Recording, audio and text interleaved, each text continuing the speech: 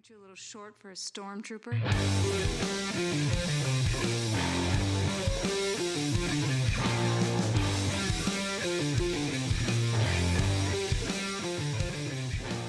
What's up, nerds? Welcome to another episode of the Multiverse Report. Tonight, we are capping the week's nerdy news from Haddonfield to Camp Crystal Lake and everywhere in between. That's right, this is our pre-Halloween episode of the Multiverse Report. Thank you for joining us. My name is Mike Gibson. With me, as always, is Steve Haller. What's up, Steve?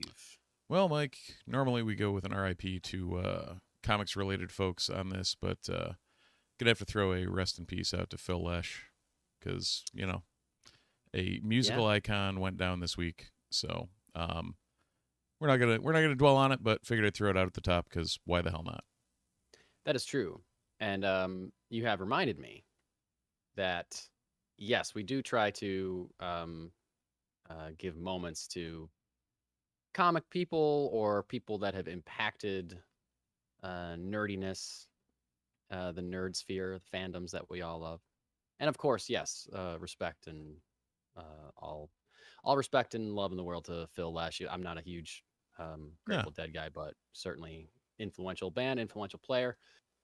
But this is insane that we forgot and still, until this moment, never gave an RIP or a moment of discussion to the loss, James Earl Jones. No, we did.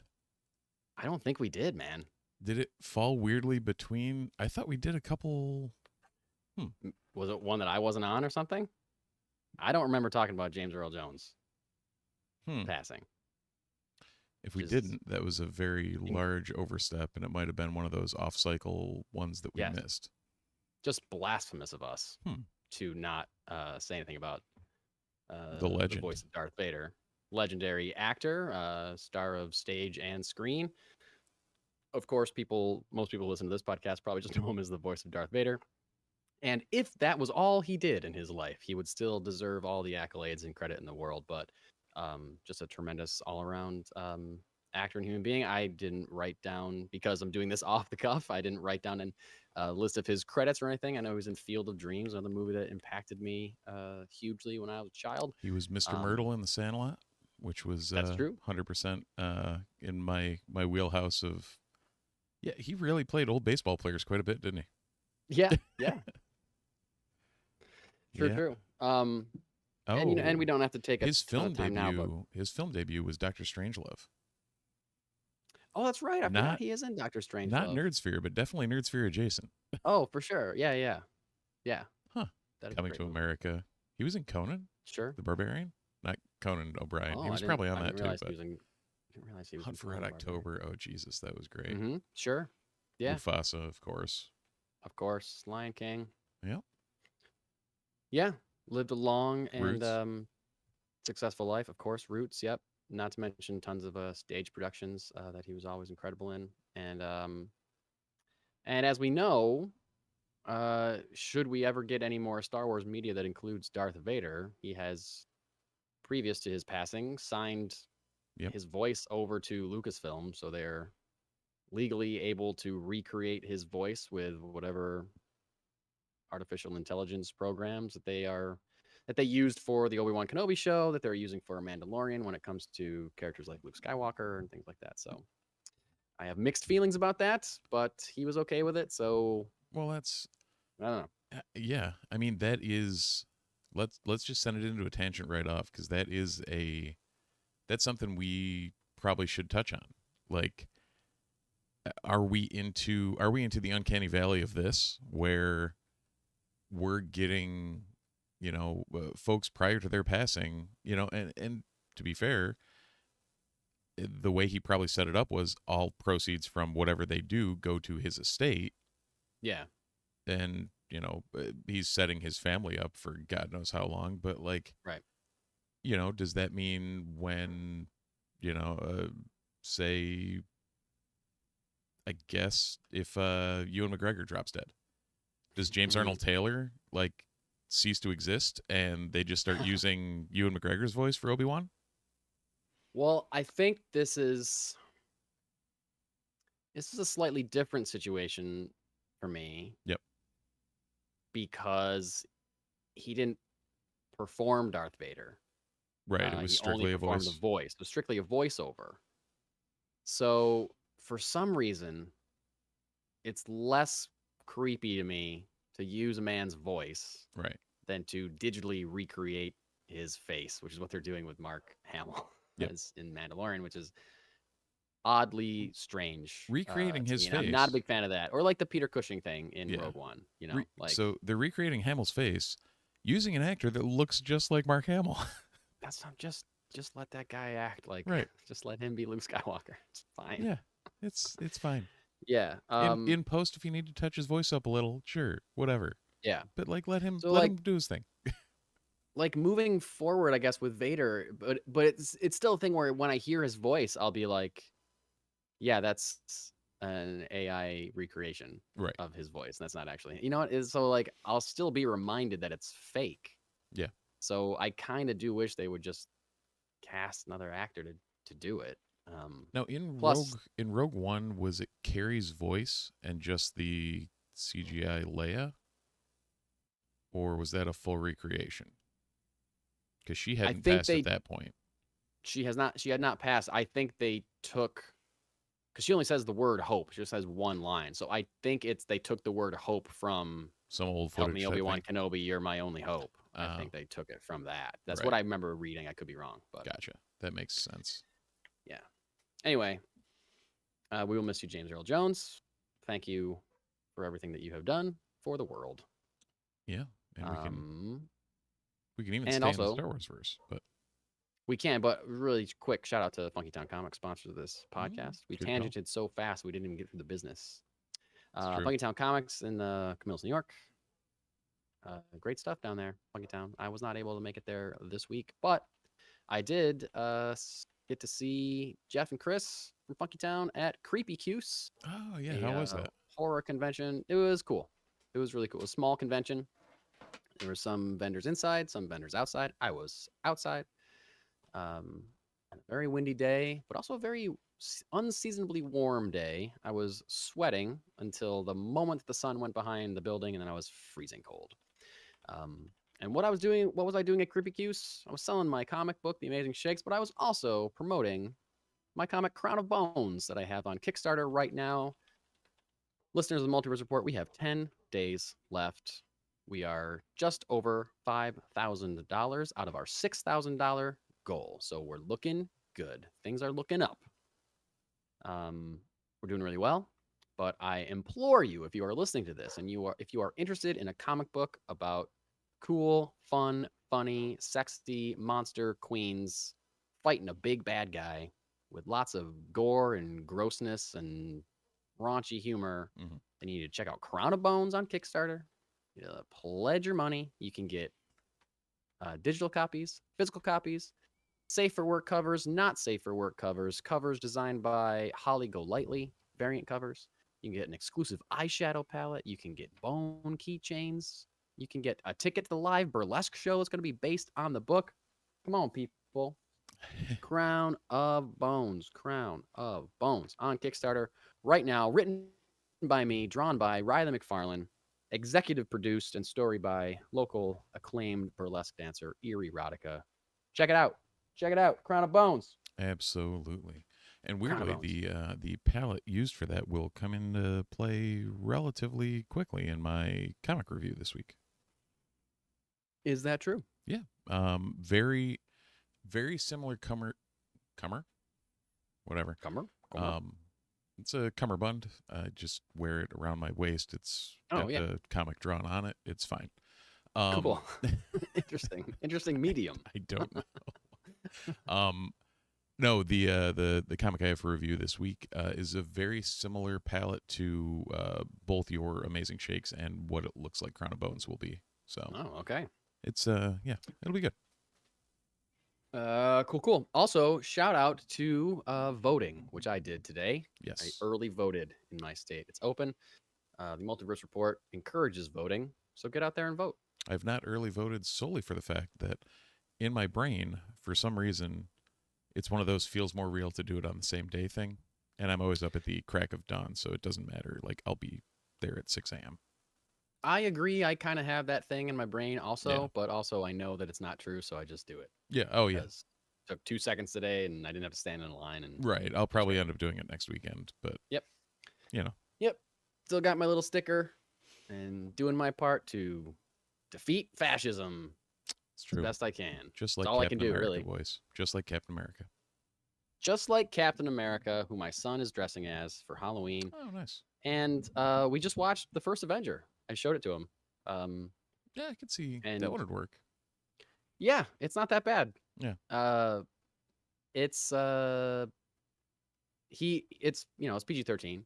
Yep. And there's some intense kind of action to it, but he only liked the action stuff. He was bored anytime the action was Right. not happening, which is kind of often in that movie because, and I wrote this in my Letterboxd review, but Steve, you and I talk about a lot how like Marvel so clearly now, ever since like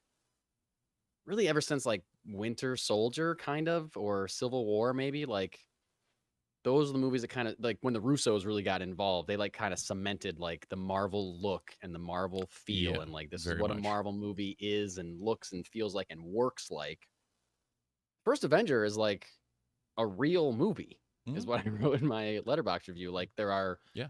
scenes without Chris Evans in them. There are scenes with the side characters having emotional conversations with each other. There are scenes that are just there to like develop character and not necessarily move an entire universe forward. I was like, Right. oh yeah, this is pre-Avengers movie making. This is just someone trying to make a really good Captain America movie, and it's great. They did a good job. Like I liked it more this time than I think I've ever liked it before, and I never disliked it, but it rose quite a bit in my esteem this time watching it. Oh, yeah. No, In that's comparison to some of the other stuff. I know we've talked multiple times about it, but that whole first like phase 1 of the MCU, it was just them going out. Yes, there was some ties together here and there, but it was just them making movies that seemed like they would be good, and it worked. Right. And if they could just get back to that, which, to a degree, they're almost doing with Agatha right now, of just like, yes, it's tangentially, well, I guess more than tangentially now that we know, but connected to the MCU. But it was just like the first 6 episodes, you're just like, okay, this is just a good show, like keeping you engaged that I didn't know I wanted. And now we watched the last episode last night, and we're like, yeah, this is still a really good show. Yeah, I caught up as well the other night. Nice. So we can probably touch on that at the end. We probably can, yeah. But yeah, it made me interested to watch some of those other early Marvel movies. It made me interested to watch a lot of Marvel movies, and I don't know if my son is like on board to be like, let's all watch all 36 or however many they are. But if he is, then great, we'll do it. But I don't know that he is. But anyway, all that out of the way now, and we can finally talk about our first story, which Steve alluded to earlier, is in the Star Wars universe. Now, the Star Wars story, it's technically 2 stories. It's good and there's bad. We got the good and the bad, and fortunately, so far, there's no real ugly, but there's the possibility for ugliness, I would say. But we'll see. The bad news, Lucasfilm's new Jedi Order film. This is the film that was one of the 3 films that was announced at Star Wars Celebration in 2023? 22. So. It's 23, right? Yeah, it was last year, right? Yeah, just last year. New Jedi Order has lost its writer.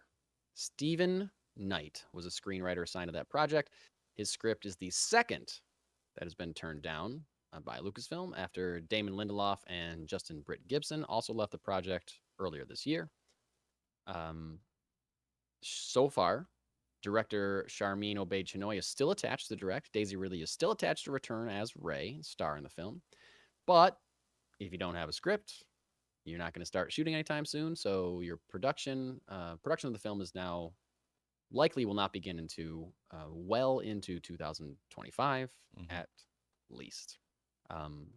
Now, I don't know that movie had a firm release date, but I believe they were targeting 2026. Lucasfilm has a couple films dated for 2026, one being Mandalorian and Grogu. The other one, I think, was supposed to be this movie. but now it's not going to be, I don't think, unless they really get a script going real quick. And it seems like they're not going to get a script going real quick because it seems like they're taking their time to Yeah. get a good script that they like. Yeah, Which that's like a blessing and curse combo. It's- Like I agree. I'm very glad they're finally taking their time and just being like, yeah, we're gonna make a good movie, or Right. find a good script. Who knows how the movie will turn out, but Right. there's at least the attempt. Yes. I wish they had taken this amount of time before they made Rise of Skywalker. That'd be nice. That would have been nice. That would have been nice instead of rushing a film in completion just to hit a date, Marvel style. And sometimes when you do that, you get, Captain America, Winter Soldier. Sometimes when you do that, you get Ant-Man, Quantumania, or Thor: Love and Thunder. Right. And I would say, Rise of Skywalker, not many people's favorite Star Wars movie. So it No. would have been nice for them to take a no. little bit more time on that movie. And if they're taking more time on this movie, then because it's not what they believe in, then great. But the problem is you don't know what they are looking for. Yeah. And what they're looking for may not be what you and I are looking for in a Star Wars movie. I mean, you want to hope that it is. Well, we're at the point where I don't But know if they also anybody will, thought, like nobody will get everything that they want or everything of all of course us want in a Star Wars movie. And course in not. all honesty, the biggest thing Lucasfilm needs to do is stop trying to cater to make a Star Wars movie that everybody likes and just make some Star Wars movies that most people like. yes, I completely agree with you. And that's part of my fear is that they are trying to appease everybody and not just make something that they believe in. Just make a good movie. That Because they've I feel had like so that's much our mantra. backlash. Is that our mantra? It should be. That might be It like should the be. tagline for the Multiverse Report. Just make a Yeah. good movie. It should be. I meant to say this up front, but you just reminded me that I threw my annual Halloween party this past Friday, and as a shock to Steve and I, two of our friends came dressed up as me and Steve from the Multiverse Report specifically. Yes.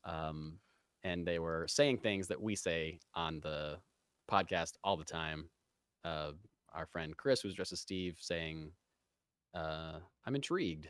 Yeah. And our He- friend Matt Seda, friend of the pod, dresses me saying 100% all the time, which is something I say constantly on this show. Chris literally had written on his hand a number of catchphrases that he could bust Yeah, out yeah. at any given time. Yeah. It was Yeah. So when dedication you to said- the craft right there. When you said just make a good movie, made me think of things we say all the time. Yeah. Made me think of them impersonating us. So that's where that tangent came from. And we will certainly post a picture. We took a picture of them in costume. So we'll make sure that gets up on our social Hindsight, media we sometime somehow this week. never got a picture of them with us. I know. Why didn't we do that? That That's would have been insane. that would have made too much sense. Insane that we didn't do that. Anyway, so yeah, mixed bag. Again, I'm glad that they're taking their time, but I just hope that I want to see something that shows me that they're still committed to make this movie. Yeah. I don't want the next. If the next thing we hear is that Charmin Obaid-Chinoy has left the project or something, or like, Right. then that's gonna make me real worried or something. But I would love something maybe at Celebration or whatever, something that says, yes, we're still making this movie, we're still committed to making it, and it's gonna be really good. And we didn't like this script because it wasn't whatever, but we want to go in this direction. So fingers crossed, we still hear some good news about this movie at some point. I mean, I think the last time, like, didn't Daisy Ridley have an interview like a couple weeks ago or like last week where she was talking about how, positive things were moving with this? She talks about it all the time. Yeah. She talks about it because people ask her about it all the time. She's like, yeah, the story is really great. She's like, she admittedly says, I haven't seen a script yet, Well, that's but I and wouldn't that's have, the I wouldn't thing. have signed on if her line is, I wouldn't have signed on if I didn't think the story was great. Right. The way that what they pitched to me sounded so good that I couldn't say no. And I wonder how many people understand how different those two things are. Yeah. As far as story versus script, because Yeah. you more than anyone now know what writing effectively a script is compared to Big having time. an idea and vague outlines versus this is what's happening. It's something I learned real early on when I started writing comics, is that there's a huge difference between having a concept and having a script, having a story. And I can tell you that, this book is about, a punk rock band with magical masks that fights giant monsters and vampires. That's like a story idea or a concept idea. Yep. But okay, well, like, what happens? Are they just fighting vampires and monsters the entire time with no drama or dialogue or anything? No, something's got to happen. There's got to be a story. It's literally 12 panels in a splash page, and then 12 panels in a splash page, and then 12 panels in a splash page of them fighting monsters. That's it. No dialogue, no nothing. I mean, you could do that for a book, right? But like, you're not gonna keep readers coming back unless there's some kind of like right story. You need the hook. Forward or stuff. Yep. You need the hook. So like, that's what I think that's what they're looking for, or they're looking for the story to be told in a way that just they're not seeing yet. I believe a wise theologian named John Popper once said, "The hook will bring you back." Bring you back again and again. But some positive Star Wars news. And you know what, Steve? This is what I want from a Star Wars production. Yeah. Knowing nothing about it, not hearing anything until hearing, oh, by the way, it's done. Right. Like, that's the Star Wars I want. I don't want drama. I don't want directors fired. I want to hear that the Mandalorian and Grogu movie has wrapped filming. They're done filming that movie. Which is insane. We barely heard that they even started, but right. They're done. They're done filming this movie. It's not scheduled to come out until May 26th, 2026. Yeah. So they have a ton of time for post-production, which is great. Way more time than a movie like Fantastic Four is going to have for post-production. Yeah. Way more time than most Marvel movies have for post-production. And that just makes me so happy to hear that this is like a production that is running so smoothly that we've heard zero information about it. Right. There's no one leaving. There's no one coming. There's no one going. There's no nothing. Exactly. It's just like, hey, we're going to make a movie. Hey, we made a movie. No one's getting fired. No one's getting replaced. It's just like smooth sailing. The only things we know about this movie is that Pedro Pascal is coming back as Din Djarin. We know that Sigourney Weaver is in it. We know that Grogu is going to be in it. And we know that Zeb Orrelios from Rebels is going to be in it. That's all we know. I think they confirmed that Steve Blum is reprising the role too. Yes. So. Correct. So those are the things we know. We don't know what Sigourney Weaver's doing, but we know that she's in it. And we can only assume that Zeb will team up with the Mandalorian and Grogu in some way, or help them in some way.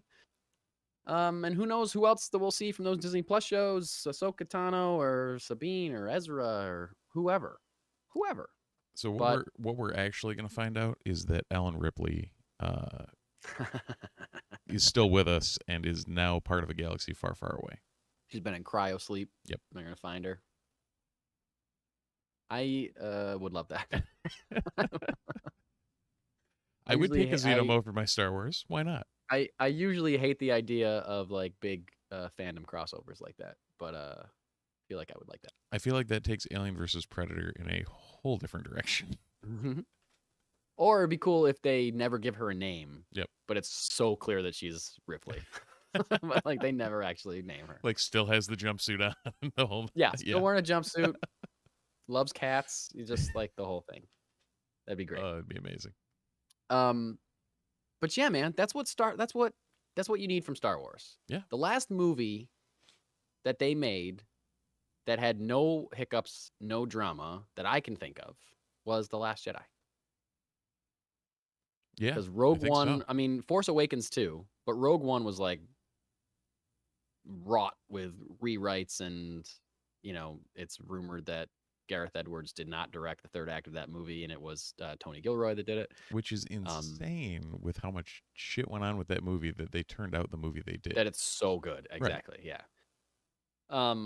And of course, Solo was same concept. 80% done, and then directors were fired, and Ron Howard came in to reshoot most of the movie, and Rise of Skywalker, as previously mentioned, was rushed and insane. So, Yeah, the whole but yeah, Trevorrow Last Jedi was thing, like and yeah. smooth sailing.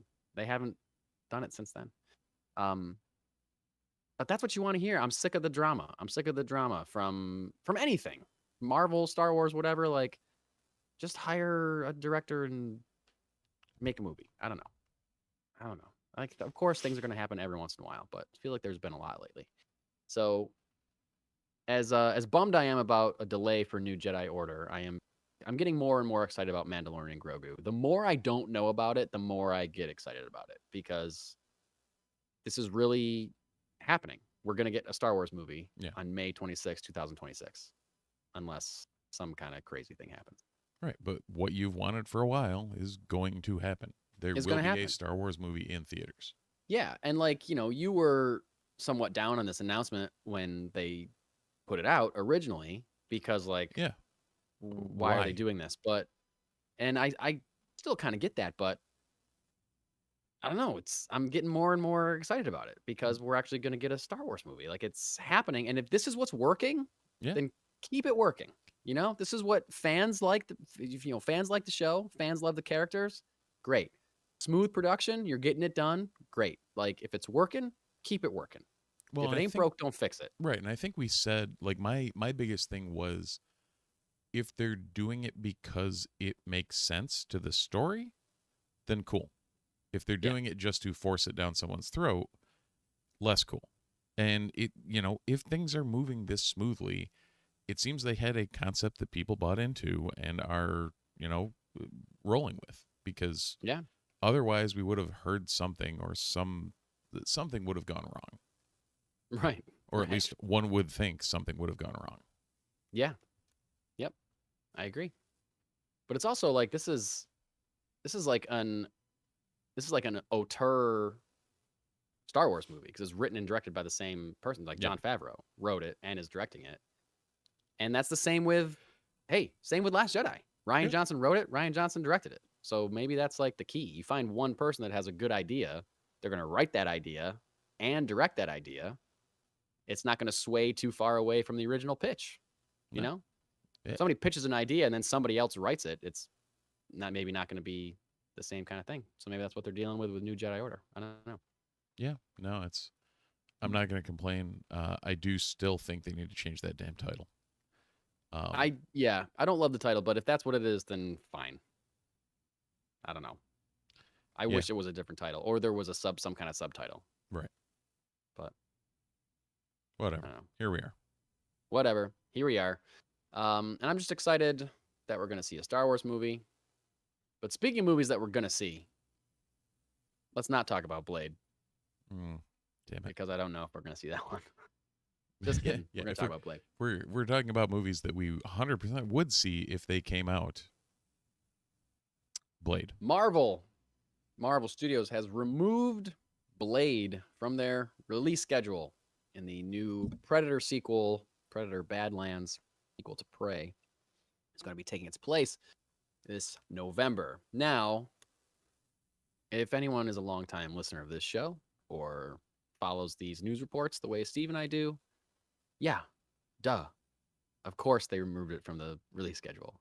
There's no way. I think we that had this called movie that was- for months.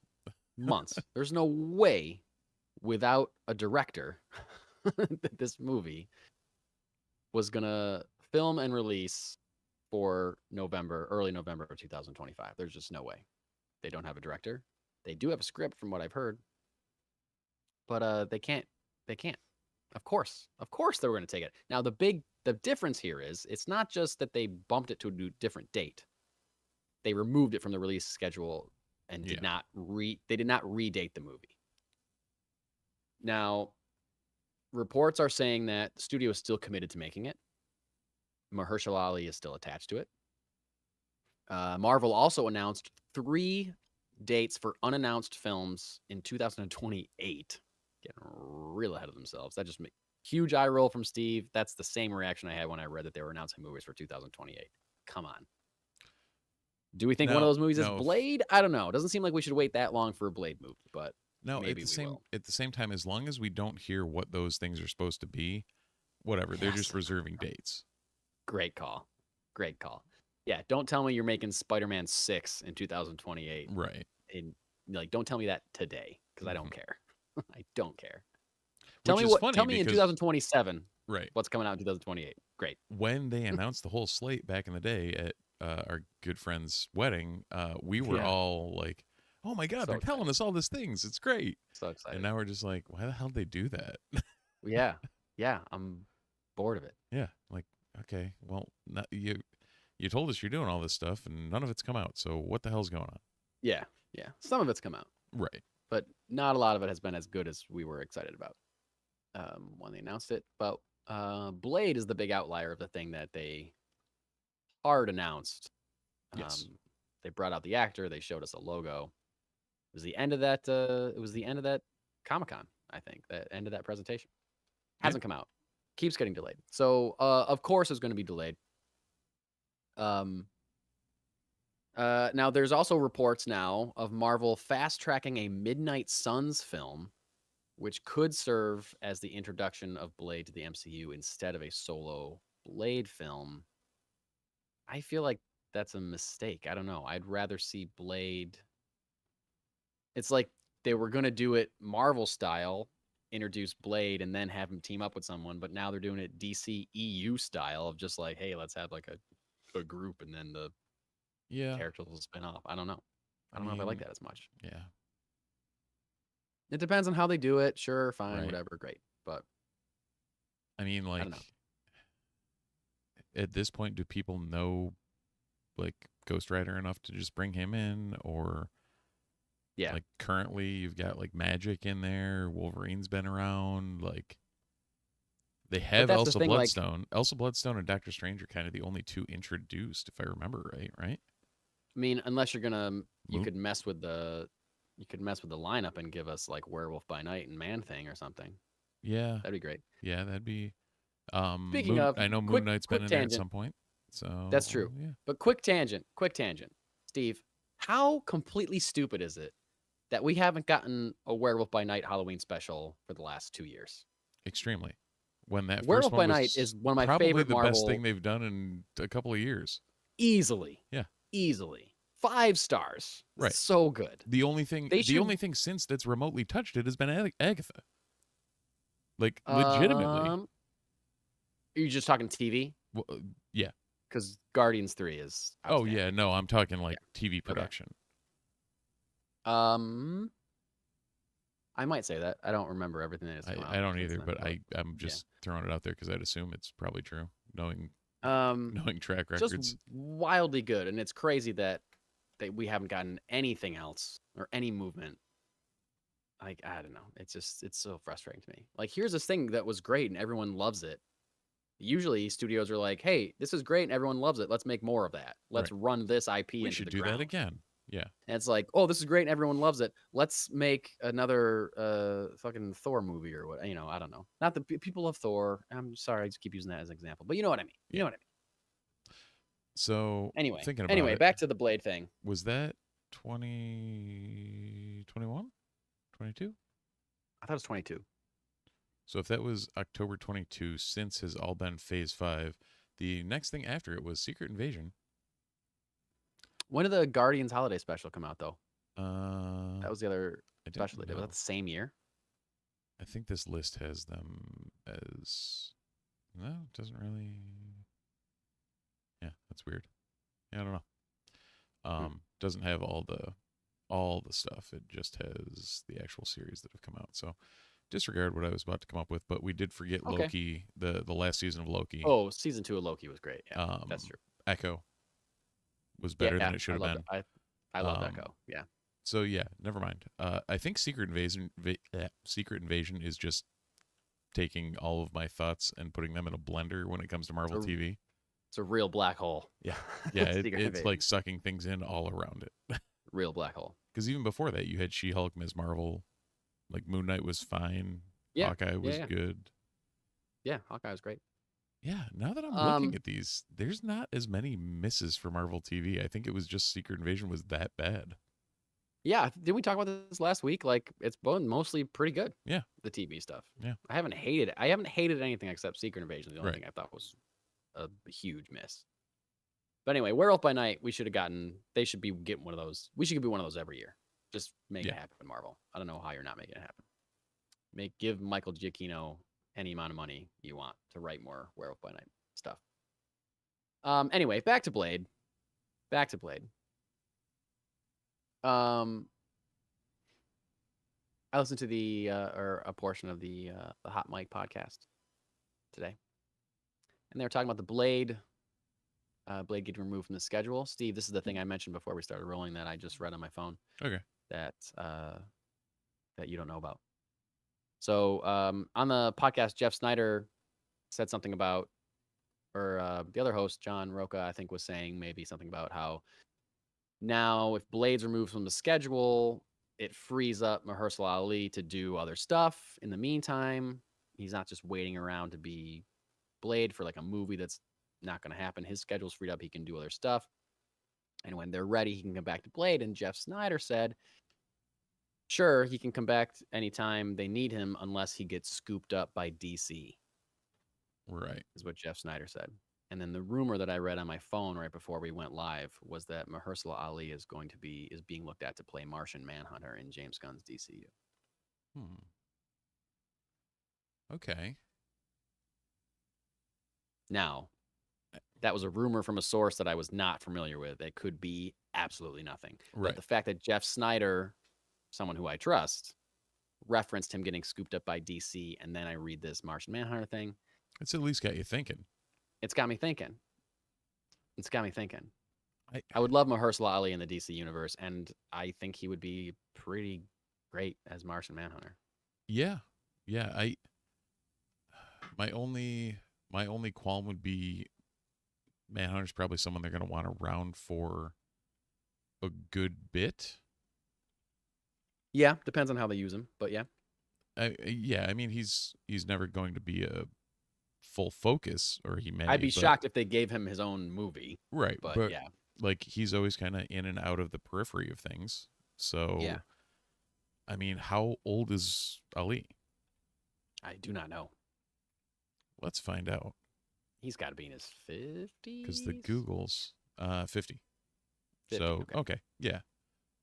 No, that's, yeah. I mean, they could, for what they need him for that'd be a great hit for him. Yeah. And then, again, much like so many other actors, he's taking all the nerd money. Yeah, let him. Give it to him. He's great. Because he was also the Prowler in Spider-Verse, wasn't he? It's true. Yeah. That's right. No, wait. No, is he the voice? Yes, he is. I have his Wikipedia up. Let's look. Yeah, voiced Aaron Davis, yes, the animated. He was Aaron Davis. Yeah. Oh yeah. Oh yeah, and he was Cottonmouth and Luke Cage. Forgot about that. Okay, I think that's what I was thinking of. Yeah. Yep. Yeah. Wow. Huh. Yeah. Anyway, food for thought. Is Blade being delayed because he's already got another job? Yeah. I don't know. I mean, no, I think it's really being delayed because they don't have a director to announce. But well, they've had a lot of them. They've had 2. Is it just 2? Just 2. Huh. Yeah. There were others that were rumored, but nobody was like officially ever announced a third. Okay. So. Now that said, what's replacing it? I'm very excited by. Predator: The Badlands. Yeah. Yeah. Absolutely. Especially because it's made by the same people that made Prey, which is excellent. Yeah, Trachtenberg is it's gonna be good. And Elle Fanning stars in it. So I will go see that Predator movie. It'll be the first time I've seen a Predator movie in the theater in a really long time. I probably would have seen Prey, but it was just a Hulu exclusive movie. Yeah, if it was in the theater, although I don't know. It's one of those where I was probably too burnt out at it at the time. And then now that I've seen it, I'm like reinvigorated. You're right.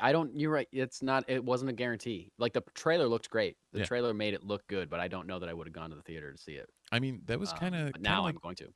To be fair, it was kind of like Romulus for me, where if we hadn't have been randomly sitting in Watertown with it playing at 8:00 that night and nothing else to do, I probably wouldn't have gone out of my way to find time to see it in the theater. And you didn't have a friend with you saying, "Hey, let's go see Yeah, Alien. Hey, we let's should go. see Come on. this. Hey, come on." All right, let's go. Yeah. But as soon as as soon as those stars lined up, it was like, oh, okay, this is Yeah. great. Yeah. So, yeah, hopefully Badlands is in that vein. Yeah, that'll be cool. That'll be cool. So yeah, Blade is a movie that is not being released. Predator, the Badlands, is a movie that is going to be released. What else is going to be released? Maybe not anytime soon, but we've got a release date for the much talked about, much rumored, much talked about on this podcast specifically in the last few weeks. Spider-Man 4. Release date for Spider-Man 4. Tom Holland's next outing as Peter Parker will hit theaters July 24th, 2026. So that means we're at least getting a Star Wars movie and a Spider-Man movie in the same year, plus a Supergirl movie and a couple other Marvel movies, I believe. Holland has recently said that the film will start shooting mid-2025. Previously stated that as we talked about recently, that the script was great but still needed some work, so they do have a working script at least. Spider-Man 4 will be directed by Destin Daniel Cretton, who directed Shang-Chi and the Legend of the Ten Rings. Also, the Wonder Man series for Disney Plus, which we have not heard hide nor hair of in quite some time. Nope. Apparently, it's done, but they're just sitting on it for some reason. July of 2026 puts the film less than 3 months after the current release date of Avengers Doomsday, and a few months ahead of the as of yet unannounced Marvel movie that is dated for November 6th. 2026. So what that November movie is, we don't know. So you know what that November movie is? Spider-Man 4. Because there's no way they're hitting a July 4th, 26 date if they're starting filming mid-25. You don't think so? With all the They're posts doing they're it gonna with have to put, well, I guess again, if Fantastic Four. Yeah. Fantastic Four. Okay. Start at the end of July and is coming out this July. Yes. And it's going to be dumb. Like Shrug. you would think they would learn something from any of these, but alas, they do not. They won't learn until they stop making money. That's Also the true. thing. They're only going to learn when people are like, these movies look like shit. I'm not going to go see them anymore. Right. Instead of just saying they look like shit and still going to see them. Right, exactly. Going right. to see them and complaining about how they look and how they are. Yeah. I'm going to give you my money and tell you how much they look like shit. All right. Yeah. Cool. Or until We're gonna the take your virtual money. until the VFX studios Yeah. just completely quit on them. Yeah. Yeah. Yeah. No, I don't. Sorry. I don't know. I just can't wrap my head around it. Like, Well, also mid 2025 is like a general thing. They could start prior to July of 2025 to shoot, and they could have more time in post. But I guess technically the middle of 2025 is anywhere from March to September. So. Sure. Yeah. Or April to September. Yeah. So who knows? But we know Marvel likes to crank them out though, so they could do it. It's possible for them to make a movie in that time. It is possible. The quality of that movie could range wildly, but it is possible for them to make a movie in that amount of time. You know, they could take some cues from Venom: The Last Dance, which I don't think either of us have seen, but is it out? It's out, right? I'm seeing a bunch of reviews on it, so I'd assume so. Why do you say that they should take some cues from Venom? That 3, was The Last mostly Dance? sarcastic. Okay. Yeah. I heard that it's a movie. Tracking to open very low. I think the interest for this movie is very low. Apparently, the global is saving it, but the U.S. it opened at like 50. So 36% Rotten Tomatoes. But at the same time, Venom movies have not gotten great reviews in the past and have always done pretty well. Yeah, 175 globally, 51 U.S. Yeah, I gotta feel like the first Venom movie made $1 billion. Yep. Because it was a Venom movie, and it was a PG-13 Venom movie. The second Venom movie, but it was also bad. The second Venom movie, which is also bad, did not make nearly as much money as the first movie, but I think it did well because Carnage was in it, and Carnage's name was in the title. Yeah. And it was also like people enjoyed the camp of the first movie and the feel of it and whatnot. Like, was it a great movie? No. Were there moments? No. Sure. Sure. This movie is the third is the second sequel to 2 other bad movies, and it doesn't have Carnage in the title. It doesn't have Spider-Man in it. It doesn't have any real popular character other than Venom to anchor it. And if you've seen 2 other bad Venom movies, then yeah, of course, I understand people not wanting to go see a third bad Venom movie without the thrill of being able to see whoever, Black Cat or whatever, some other, hooky hero. Yeah. Which So I no, think I have not we're seen we're Venom. hearing rumors of Black Cat in Spider-Man 4. So I think, yeah, you mentioned that last week. That would be Yeah. great. I hope they do that. I hope they do that. I mean, if That they would be a good where call. he's sitting right now, go low key, local, and him and Black Cat interacting, like sure. Steve, I would love that, but I don't trust them to do that. Nope, I not think at it's all. going to be a crazy, stupid multiverse thing that I don't want. But we'll see. Well, We'll see. most of what Sony's got going is now riding on Kraven the Hunter. Kraven the Hunter. Can't wait to go see that with you opening night, buddy. That'll be great. I I'm so almost excited. I almost feel like we should just for I know. Uh, We should wear those cameras that film your face while, Yeah, and just I'll like bring have my a live GoPro. feed. I'll bring my GoPro Yeah, yeah. and just like set it in front of us, looking back at us. Yeah. like, oh, Just have come live on. feed of us going, "Oh my god." We should somehow go to a theater that we're the only 2 people in it and record a live commentary Like, as we're watching it. Full blown That should be our first, that should MST3K. be our Yeah, first commentary. that'd be great. That would be great. Long stretches of silence and then us going, "Oh my god, what?" Jesus, Just why are heads they? down. Yeah, it would just be that for 2 hours. Yep. Just heavy sighs. Or maybe not. Maybe it's great. Who knows? I mean, it Maybe could it's be. good. Who knows? I'm not putting all my eggs in that basket, but there's Yeah. always a chance. Like, I agree. The Let There Be Carnage, that was kind of fun. I don't know. It was silly and stupid, but I didn't Right. completely hate it. It didn't make me angry, Right. but it wasn't good. It wasn't good. Speaking of things that don't make me angry, Deadpool doesn't make me angry. And Ryan Reynolds as Deadpool does not make me angry. And Ryan Reynolds this week posted photos to social media of him wearing his Deadpool costume, standing next to co-star Leslie Uggams, who plays Blind Al in the Deadpool movies.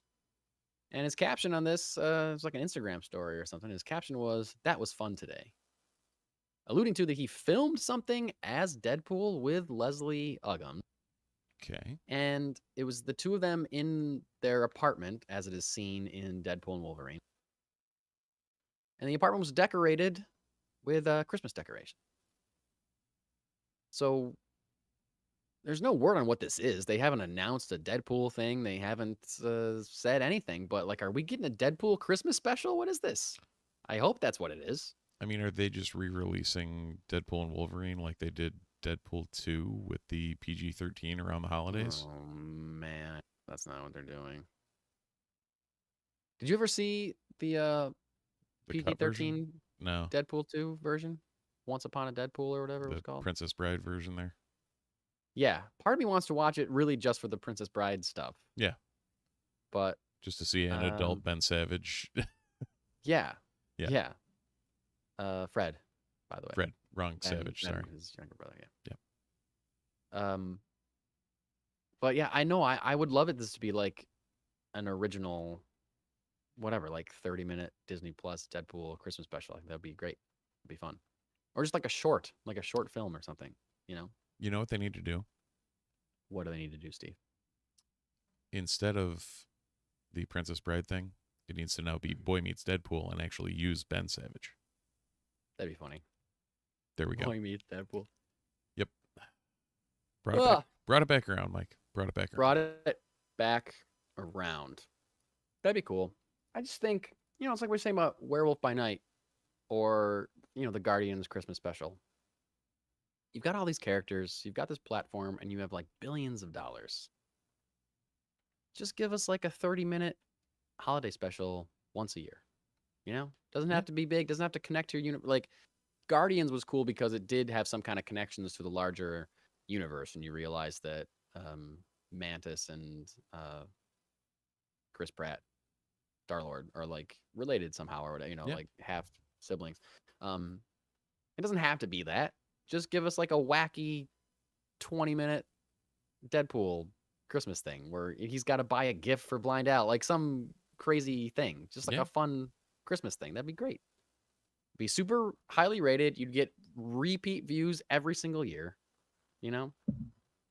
I should be in charge of Marvel. That's what I'm saying. I Why guess not? that's what I'm saying. Why not, Mike? Why not? Why not? As long as turn you, that ship bring right bring me along by my boots. Oh, absolutely. Or whatever, then we'll be good. I will bring you along by your bootstraps, Steve. I'm currently wearing slippers, so there's no straps. I will Sorry. pull you up by your slipper straps. Cool. Well, Steve, do you have a comic to review this week? I do. Or were you going to say something else and I cut you off? No, I was actually going to segue into comic reviews. Okay. So great timing. I don't have one that was assigned to me, but I do have one that I'm going to. But you can go first. Okay. More indies, all the time around here lately. Nice. The Moon is Following Us by Daniel Warren Johnson and Riley Rossmo and wow. Mike Spicer. I love Daniel Warren Johnson. Yeah. Which is hilarious. Have you read Transformers? Because I think that's one of the first things he's written. The first couple issues. Yeah. So the first thing I've ever read by him was that Superman short story that I gave to you. In red and white, and blue. Whatever it is. He did the art on Batman Black and White. He did a couple of covers. Riley Rossmo was the artist. So cool. He's written Transformers. This is I guess you've got like a time or universe jumping factor of like the husband and wife trying to save their daughter in real life and fantasy and all sorts of stuff going on. There's a anthropomorphic frog. Okay. There is a like I was saying, the color palette is very kind of oh wow, yeah, evocative of what goes from light to dark, kind of that same feel of the Shakes where it kind of gets a little more broody. I was gonna say it's like there's a lot of into color. Yeah, there's like a lot of darkness, but also a lot of big bright colors at the same time. It's, really cool. I think it's strictly colorists named Riley that do this. Yeah. But yeah, the overall really solid first issue. If you would like to see a anthropomorphic frog smoking a cigar, it is your book. All I have ever dreamed of. Apparently, and there's a twist at the end. Standard issue 1 setup type thing. Sure. Issue 2, I believe, is coming out now or is out. Final order cutoffs for September, so it's got to be coming out soon. Either way, definitely well worth picking up. Really solid. I've really enjoyed Daniel Warren Johnson's stuff. I can't remember. Spicer worked on something with him as well. It might have been Transformers. Yeah. Colors for Transformers as well. So nice. Yeah. Overall, well worth a grab. They have a bunch of them down at Funky Town Comics and Vinyl. Feel free to get it down there, and I would highly recommend. Cool. I am reviewing tonight the 20th anniversary deluxe edition of Nightwing Year 1. Now this is the third in a series that was written by Scott Beatty and Chuck Dixon. This one has pencils by Scott Mandel, inks by Andy Owens, colors by Gregory Wright, letters by Phil Balsman.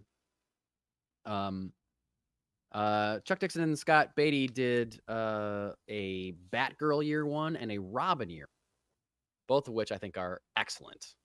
And if you are a Batman fan or a Bat Family fan, you should definitely read both those books. And this book was out of print for a long time. Because after I read the Batgirl and the Robin, I was like, oh, there's a Nightwing. I got to find it. And I just couldn't find it. I walked into Funky Town Comics maybe a month or 2 months ago, and there was just this one copy laying on the counter.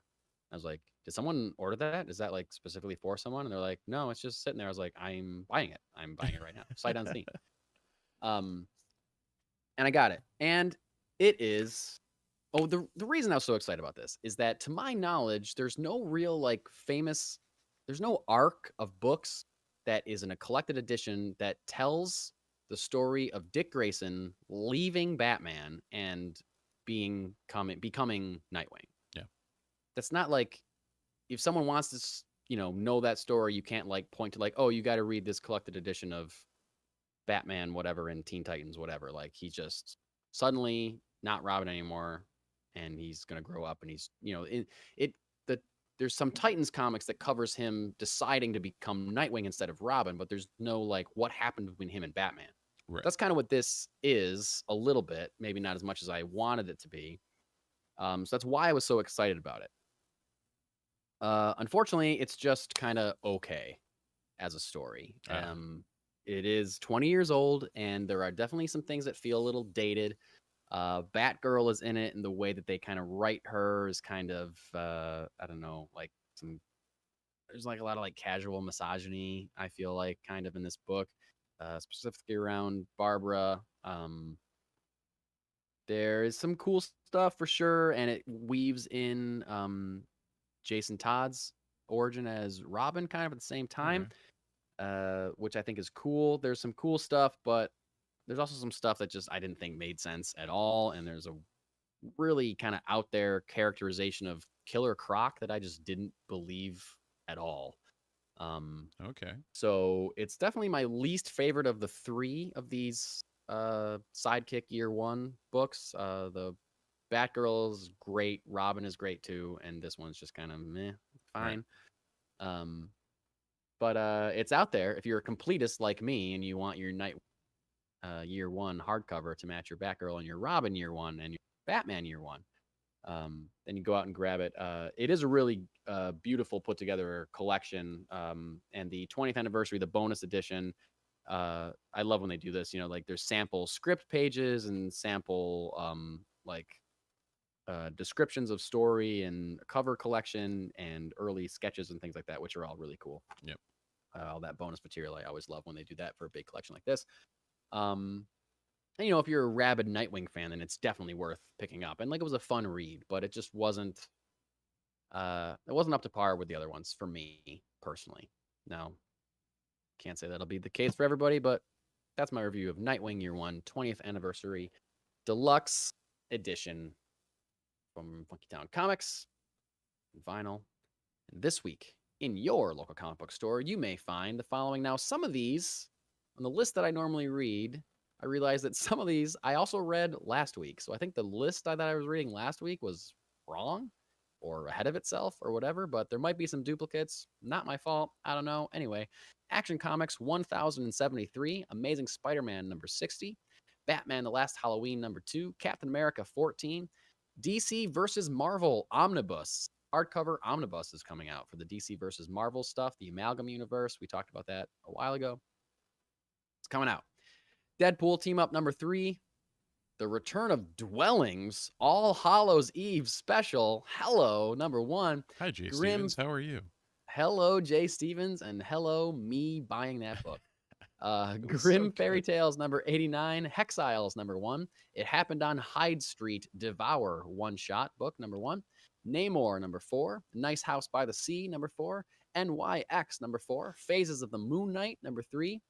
This is another one that I read last week. Poison Ivy, Swamp Thing, Feral Trees number 1. Thought it was last week. Apparently it's this week. Predator versus Black Panther number 3, Red Sonja number 15, Savage Sword of Conan number 5, Sesame Street number 3, Sonic the Hedgehog number 74, Spawn number 358, Star Wars Battle of Jakku number 3, Thundercats number 9, Tomorrow Girl number 8, Ultimate X-Men number 8, Venom War Fantastic Four number 1, Wolverine Revenge number 3, and Wonder Woman Uncovered number 1. Lots of great books this week. So similarly to what I said last week, I'm very interested in that Poison Ivy Swamp Thing book. That didn't diminish over the week. Didn't diminish over the week. Now that it's actually coming out, I'm Yeah, actually even more better. excited, I guess. But hell yeah to Dwellings All Hallows Eve special. I can't wait to read that. I will be there on Wednesday to pick that up for sure. Not gonna miss anything from this jumping out at you besides let me guess, Ultimate X-Men number 8. Yep. You reading Wolverine Revenge?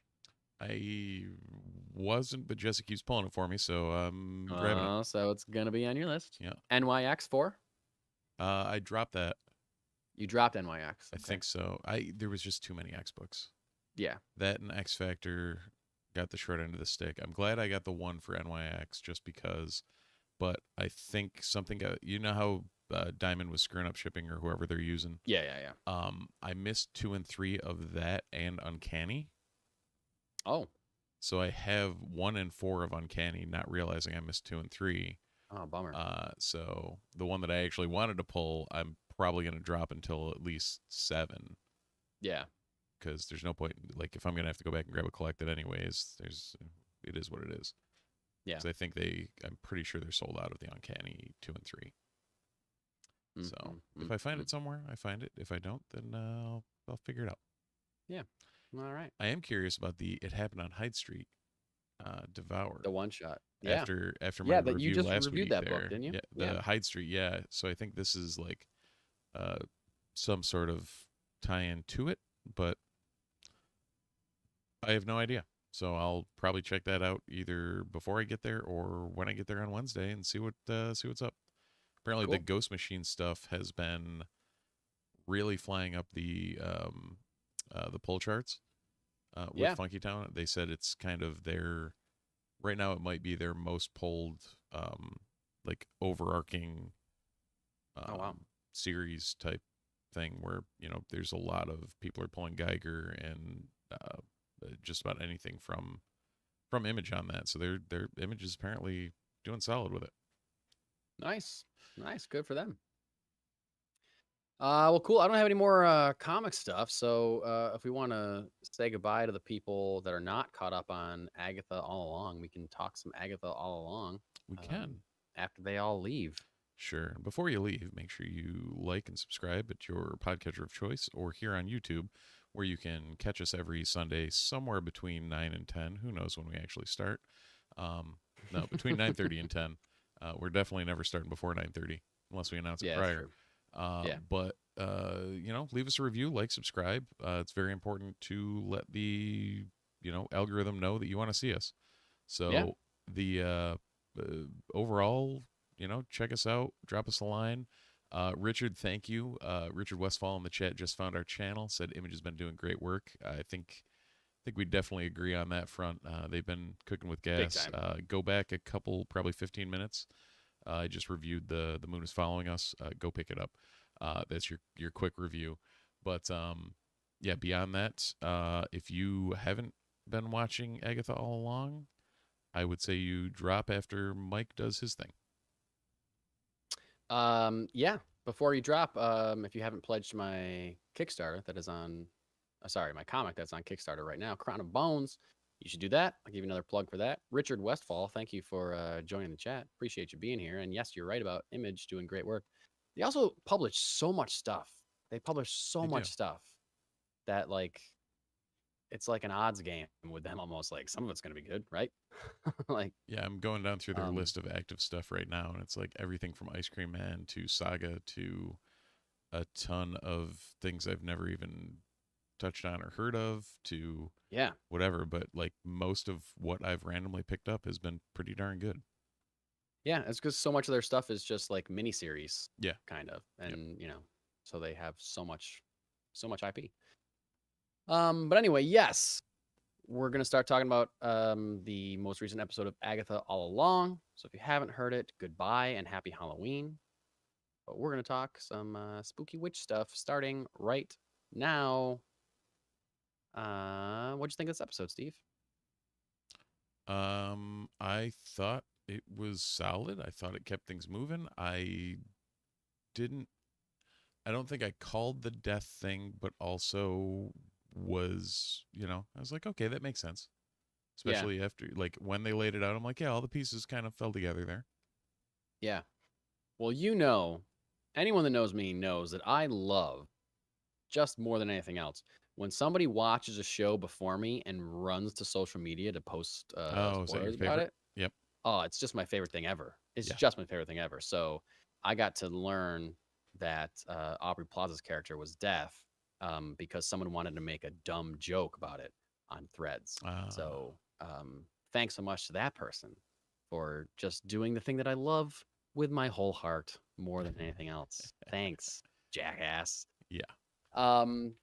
So it wasn't as much of an exciting reveal for me as more just like waiting for how they were going to do it. In general, I thought this episode was really cool. Very, something that they had kind of teased where I don't remember her name.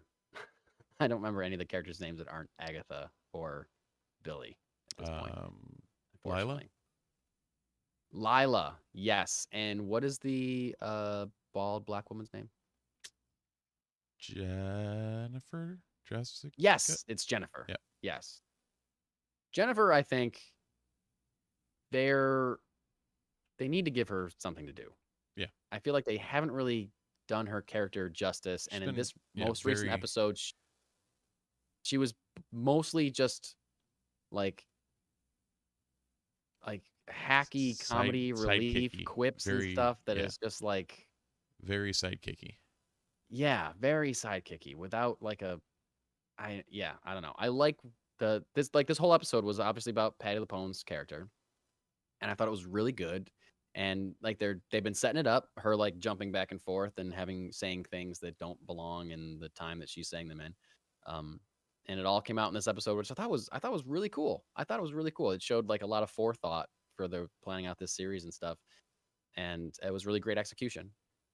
And a very interesting kind of curveball for her character, I think, and a way to move the series forward and introduce the character of Death to the MCU. Yeah, and definitely not going to be the same relationship with Thanos as in the comics, but yeah, I think Aubrey Plaza may be the perfect person to play Death. So here we are.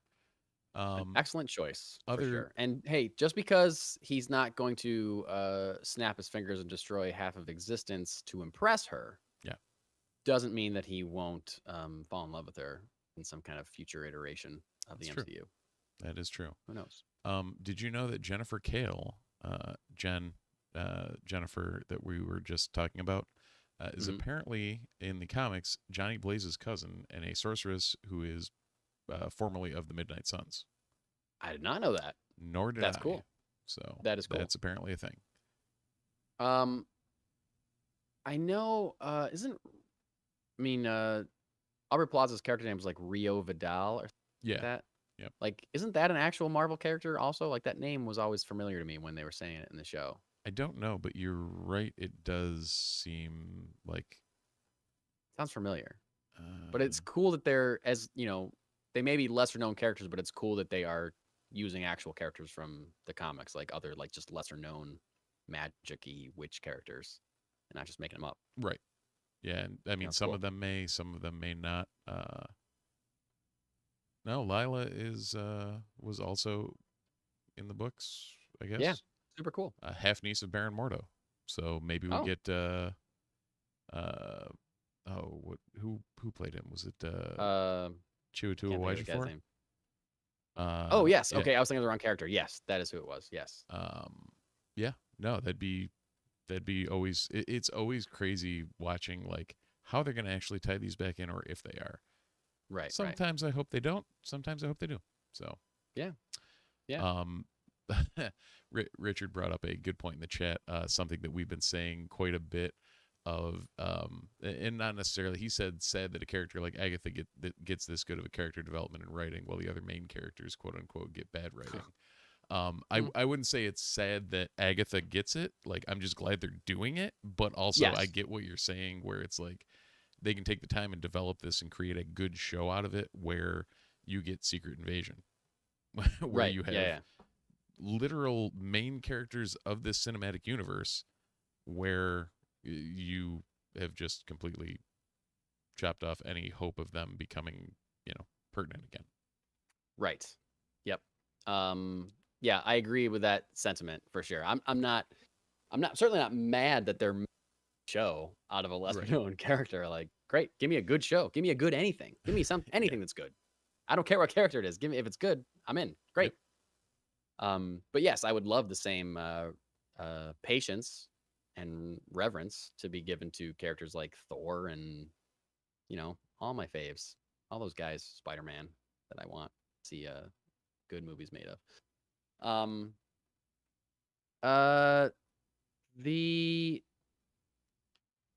don't know. I like this episode a lot. Like, despite I still bump up into the dialogue stuff sometimes, and but I mentioned it with Jennifer's character, like, especially in this episode, she was the one that was just like quippy and hacky insults and stuff like that. It's like, oh, I don't believe that your character would be saying that at this time.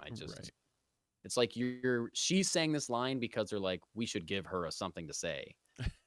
Right. You know what I mean? Like, there's someone on set that day, like, she hasn't had a line in a while. What can she say right now? It's just some dumb interjection that she wouldn't really say in that situation.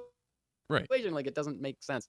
But I still bump up against the dialogue sometimes, but the overall story and the construction of the episode was really great. They really nailed the non-linear storytelling. I thought the idea of the swords dangling from the ceiling was really cool, and them falling down like that was a cool idea. And them all showing up as famous witches. That was like a silly, fun thing. I really did enjoy the throw off of her trying to read Billy first as well. It was one of those where you're like, oh yeah, that could be a little tropey, but they actually did it well enough that you're like, okay, yeah, it makes sense that she would think that, he is the one that needs to get read. Right. When in fact it's her own. It's her own. Yeah, I think they did done good. You said there's 9 episodes total? Yes. And this was episode 7? Correct. So there's 2 left. And we did predict that at least those 2, that Jennifer and Lila would come back. They wouldn't be dead. Right. And they are dropping both of those next week so that this is wrapped up by Halloween. So 8 and 9 are wrapped both, up by Halloween. Yeah, 8 and 9 are both dropping on Wednesday. Oh, okay. Forgot about that. So double 2 episode season opener, 2 episode season finale. Well, that'll be cool then. Now I'm excited. Yeah. That we get a big finale for a show that I've more or less enjoyed. Like I said, ups and downs. Any predictions on what we'll get in the finale then? I think Billy will find Tommy, or at least find the way to find him. Find the way to find him, sure. Yep. Because they're definitely pushing Young Avengers at some point. Yeah. Whether that's show or movie or whatever, they're setting something up for it. I feel like it's going to have to be a show. I don't think there's enough buzz to make a movie of Young Avengers. Yeah, I wouldn't disagree, but successful. You've seen some of the things they've tried. Well, I sure have. But since most of them have been introduced in the shows, I feel like it makes more sense to have it be a series. Yeah. And if the series is good, then we'll see them in a movie. But I think it's going to be more of a series. I feel like Agatha, they're going to reach the end of the road. Yep. On we go to the end of the road. And all 40-somethings now get that reference. Yeah. Nobody else that's watching does. Shout out to all you Boys to Men fans out there. They were so good. She'll reach the end of the road and she will get her power back just in time to have an epic showdown with Aubrey Plaza, is my guess. There's definitely going to be some kind of showdown, but I don't like neither of them are going to die. It's going to be like a classic Marvel-y thing where there's some reason that they can't kill each other. It's almost like so they can a go on to movie. appear in other things. Yeah. So the director of these last 2 is Ganja Montero, who did 2 episodes of Wednesday, has done a couple episodes of The Witcher. So, in the right vein. Yeah. Okay. Walking Dead stuff, Walking Dead, Dead Is City. I didn't there know that was even a show. I didn't Walking know Dead what? Dead City. I didn't even know they spun that off. No, neither did I. There was at least one spin-off of Walking Dead. I didn't realize there was two. I learned something today.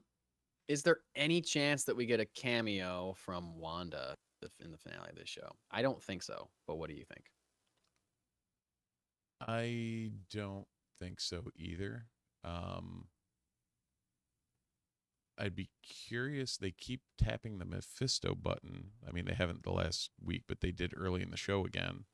So, Yeah. Do you see some big reveal that maybe Death and Agatha get back together to take down Mephisto, or who the hell knows? I don't know. I feel like trust me, he's I too don't big want of a that, character but- to like. I don't. Yeah, it'd be too much to Or do you- introduce in the last two episodes. Do you tease him at the end or like cameo him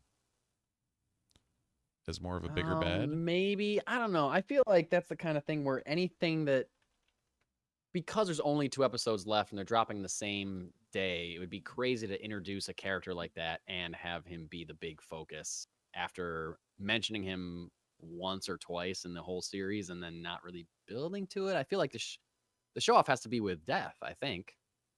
You would think so. And I mean, do they? But like, do you throw like Mephisto had something to do with Secret Wars 2? Like, do you toss a cameo in as a lead-in or something like that? Or I guess you could cameo, but I think it should be either a reference or like a very light cameo. Yeah. Or just a more concrete mentioning of him and who he is and doing. Right. I feel like if they stray too much from the Agatha versus Rio and or Death thing now, then they'll get too far ahead of themselves. But right.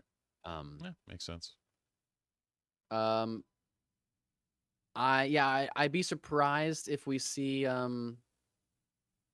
what's her face? Elizabeth Olsen. Not think of her last name for the life of me. I'd be surprised if we get a cameo from her, but it would also be because they talked about her a lot in this episode. Like, is she really dead? Did you see a body? Like that kind of stuff. They did say Agatha kind of reminding us that they might not be dead. Agatha All Along was the studio's least expensive series total, including Echo. Really? So I would assume we're not seeing Elizabeth Olsen. Wow. Yeah. It's their least expensive series? There's like a lot of effects in this show. Yeah. I don't know. Apparently they used a ton of practical effects rather than CGI.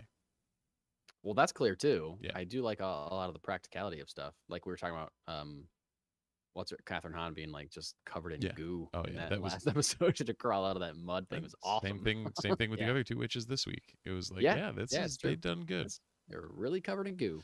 Real, and that's not AI goo. That's so shocking to me. Yeah, why is AI goo a funny? That's what? That's surprising that it's the least expensive. You need a takeoff on that on your next February Songs album. Like maybe that's your theory or your just an entire month dedicated to AI goo. My statement on AI. Yeah, I would doubt it, but it would also be a great way to end the series, though, to have like a tearful reconnection of Billy and Mother. That would be great, but well, no, because he's relatively resentful of. That's true. He did say she's not my mom. I have a mom, and that raised. And that threw Agatha into the body. Yeah, and that threw Agatha into the mommy issues thing. Yeah. I don't know. Yeah, well, maybe you're right. I think you're right. I think it's more likely that he'll find something else about Tommy. Than to find something that leads him to Wanda or anything. Well, because in the comics, the two of them were both in the Young Avengers before they realized they were each other's brother.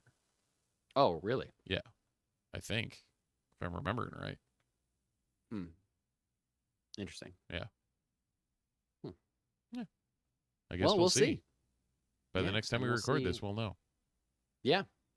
I think the series finale of Penguin is this weekend, and I'm not caught up on Penguin. I'm nowhere near caught up. I'm like two episodes in. Yeah. I should be farther. Yeah. I keep hearing that how it just keeps, the ratings just keep getting higher and higher, like tuning in with every episode, crushing. And I also heard a rumor this week that it's possible that Kristen Milotti, Yep. they may be pulling her into the Batman Part 2 Oh, nice. as well, which would be great continuity. And she's incredible, great character. So yes, put her in the movie, please. Mm-hmm. But anyway, yeah, I think that's all I got to say about the TV that I'm watching, and probably gonna spend most of this week watching scary movies and lead up to Halloween. So There you go. We did during the Halloween party. We did get the Evil Dead cameo, who my wife had never seen, and my wife's never seen it either. that we was saw just the hilarious. gross ending of it Yeah. was what was on by the time we down. Yep. Like so many people at the party, everyone. It was like down to Yeah, 6, 8 you people guys, somewhere in another there, couple, yeah. another like 6 or 7 of us, like sitting in a room talking, but also watching the end of Evil Dead. I was just like, this is my absolute dream. Just having like close friends over, watching Evil Dead in a house that's decorated like an insane haunted house. Yeah. I was like, I am just loving this right now. I know we're not really here to watch the movie and the volume's down and we're Right. talking over it, but this is the best. Yeah. This is the best for me. Following it up with So thank you. Friday the Thank you, 13th Part 2. Yeah, threw that in there. Because why not? Why not? But yeah, I'll be doing my yearly rewatch of Evil Dead 2 this Halloween night. If anyone out there has a certain movie they watch on Halloween or a You know movie they're what? looking forward to, let us know. Is that what we do for? Do we Evil Dead debut it? Evil Dead 2 on Halloween night?